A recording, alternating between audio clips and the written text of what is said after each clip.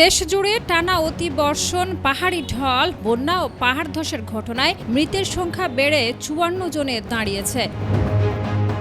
একই সঙ্গে দেশের ৭ জেলায় এখনো ১.৫ লাখের বেশি পরিবার পানিবন্দী রয়েছে। বন্যা কবলিত এলাকায় ক্ষতিগ্রস্ত মানুষের সংখ্যা বেড়ে দাঁড়িয়েছে ৬,০৯,৪১১ জনে। ১৩ জুলাই বিকেলে দুর্যোগ ব্যবস্থাপনা ও ত্রাণ মন্ত্রণালয়ের প্রকাশিত বন্যা পরিস্থিতির হালনাগাদ প্রতিবেদনে এসব তথ্য জানানো হয়েছে।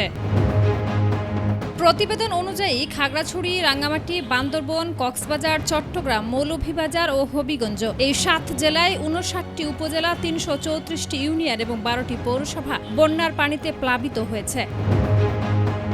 সবচেয়ে বেশি প্রাণহানি হয়েছে কক্সবাজারে। জেলাটিতে এ পর্যন্ত ৩১ জনের মৃত্যু হয়েছে, যার মধ্যে ১৮ জন স্থানীয় বাসিন্দা এবং ১৩ জন রোহিঙ্গা। এছাড়া ২৪ জন আহত হয়েছেন এবং একজন এখনও নিখোঁজ রয়েছেন। অন্যদিকে চট্টগ্রামে ১৩ জন, বান্দরবনে ৬ জন, রাঙ্গামাটিতে ৩ জন এবং মৌলভীবাজারে ১ জনের মৃত্যু হয়েছে। দুর্গত মানুষের নিরাপদ আশ্রয়ের জন্য ৭ জেলায় মোট ১,০৪৯টি আশ্রয় কেন্দ্র খোলা হয়েছে। এসব কেন্দ্রে বর্তমানে ৩৮,৪২২ জন আশ্রয় নিয়েছেন। এর মধ্যে সবচেয়ে বেশি ৪১৫টি আশ্রয় কেন্দ্র চট্টগ্রামে, যেখানে অবস্থান করছেন ১৬,৮২১ জন।